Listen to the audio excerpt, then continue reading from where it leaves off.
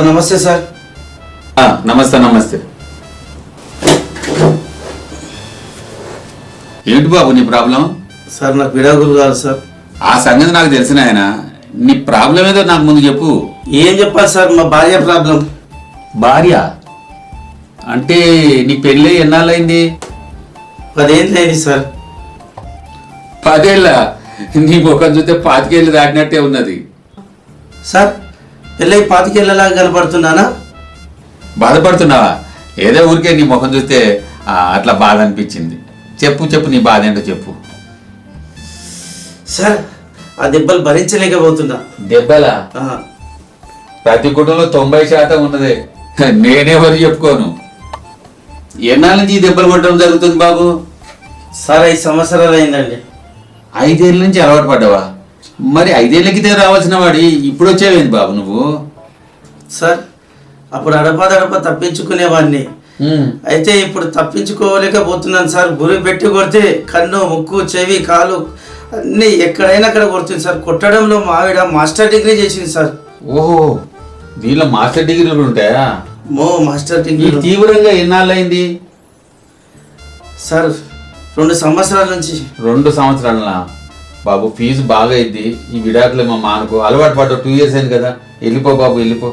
Sir మొన్న కత్తితో వేస్తే ఒక్క క్షణంలో తప్పిపోయిందండి. నా అదృష్టం బాగుంటే పీక తెగిపోయేది. ఏడోకు ఏడోకు, నీకు విడాకులు ఇప్పిస్తాను. ఏడోకు బాబు ఏడోకు, ఏడో బాబు ఏడోకు. నేనున్నాను కదా, నీ సమస్య నేను తీర్స్తా. నీకు విడాకులు తప్పనిసరి ఇప్పిస్తా. కాకపోతే కొంచెం ఫీజు ఎక్కువైంది. ఫీజు సార్ ఎంత సార్? 1 లక్ష అవుద్ది. అమ్మో, లక్షనా? ఎందుకంటే నేను చెప్పేది నేను పూర్తిగా విను. ఇది ఆడోళ్ళ కేసు. వాళ్ళు తిరిగి మనకు రివర్స్ ఏదైనా కేసు పెట్టిననుకో చాలా ప్రాబ్లం. నేను కిందోళ్ళకు పైలోకి అంతా పంచాలి కాబట్టి 1 లక్ష అవుద్ది. 1 లక్ష? ఏమన్నా కొద్దిగా తగ్గించండి సార్. ఒక 25,000 తగ్గించండి. అలాంటిది 2 లక్షలు చెప్పాలి నేను ధర్మంగా. పుసుక్కున 2 లక్షలు చెప్పేది నీకు 1 లక్ష చెప్పాను బాబు. నువ్వు కూడా నా అలాంటి బాధుడే కాబట్టి తప్పలేదు. ఆలోచించుకో. నేను ఇంకా పక్కన 5 లక్షలు కట్టాలి, అది ఆలోచించుకో. ఆ జాలి లేని రాక్షసితో ప్రతిక్షణం నరకం అనుభవించే కన్నా 1 లక్ష రూపాయలు లెక్కన 2 నెలలు సంపాదించు సార్. సరే సార్, నేను కట్టేస్తాను సార్. సరే సరే, ఆ ఫోన్ పే చేసేసి 25,000 కట్టేసి వెళ్ళు. కట్టేస్తాను. నీ పని 25,000 దీనిలో ఫోన్ పేలో పడగానే నీ పని మొదలవుతుంది. వేస్తాను సార్. అవును, నా నెంబర్ తెలుసు కదా? తెలుసు సార్. ఆ 25,000 ఫోన్ పే చేసేయి. ఓకే సార్, చేస్తా సార్. బాబు బాబు, అటు కాదు, వంటగది వెళ్తాను. అటు నీ దారి.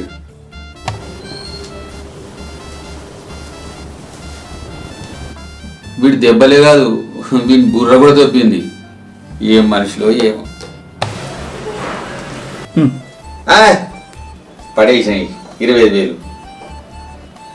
హలో హలో శేఖర్, అరే మన ఆఫీస్కి వచ్చేయట, తొందరగా వచ్చి చాలా పని ఉంది.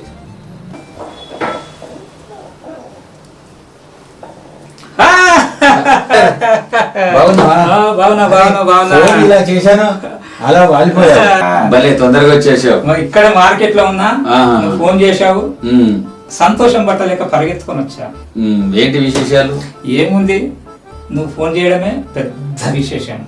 విశేషం ఏంది? ఒక బకరా దొరికిండు, ఆ 25,000 పడిపోయినాయి. ఓకే, వాడికి విడాకులు కావాలట. అడ్వాన్స్ 25,000 కొట్టరా అని కొట్టేసిండు. ఎన్ని రోజులు రైలా బతుకుతారు విడాకుల మీద? ఏం చేద్దాం మరి? ఏం చేద్దాం చూడు, నీ పరిస్థితి నాకు వచ్చింది. కానీ ఒక్క పుస్తకం నన్ను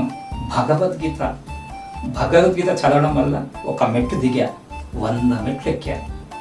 అంటే నీలాగా నేను కూడా 4 మెట్లు దిగాల? దిగడం అనట్లేదా మరి? శాస్త్రం అనుసరించి భగవద్గీత వల్ల నేను ఒక మెట్టు దిగవలసి వచ్చింది. అప్పుడు నా ఇంట్లో ప్రశాంతత ఏర్పడ్డది. ప్రశాంతత ఏర్పడడం వల్ల నేను ఆనందంగా హ్యాపీగా జీవించగలుగుతున్నా. నువ్వు చూడు, ఒక్క ఈగో వల్ల విడాకుల దాకా వచ్చినావు. ఈగో కాదు మరి చూడు, ఆత్మాభిమానం. ఆత్మాభిమానము 4 గోడల మధ్య రానిది ఆత్మాభిమానము. ఎవరు ప్రపంచంలో బయట చూడండి, మీ ఇద్దరి గురించి ఏమనుకుంటున్నారు? నువ్వు స్నేహితుడు కాబట్టి చెప్తున్నా, భార్యకు దూరంగా ఉండడం ఎంతవరకు సబబురా చెప్పు? కరెక్టేనా ఇది? నా మటుకు నేను న్యాయశాస్త్రం కరెక్టే. ఏం న్యాయశాస్త్రంలో ఏముంది చెప్పు? భార్య భర్తల మధ్య గొడవలు సహజమని తెలియలేదా శాస్త్రంలో? అట్లా నీ మనసు చంపుకోమంటావా? చంపుకోవాలి. ఒక్క మెట్టు దిగు ఏమవుతుందిరా? పొద్దు నుంచి ఎన్ని పనులు చేస్తుంది భార్య అంటే.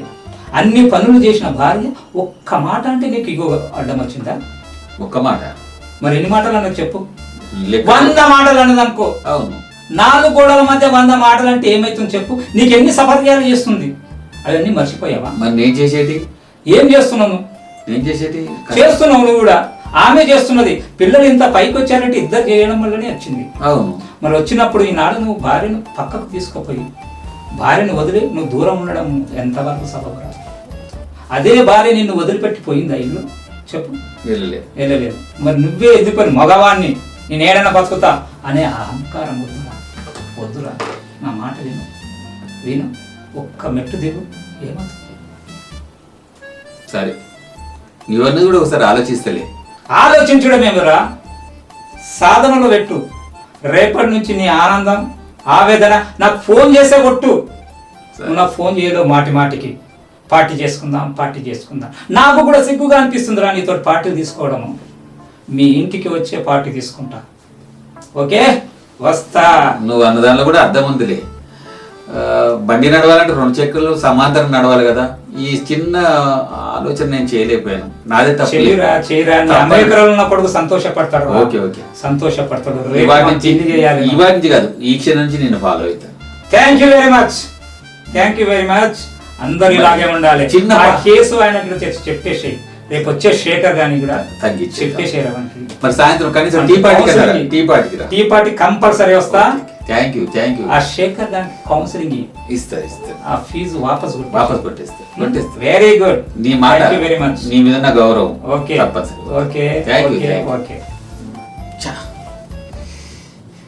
ఎంత పొరపాటు చేశాను.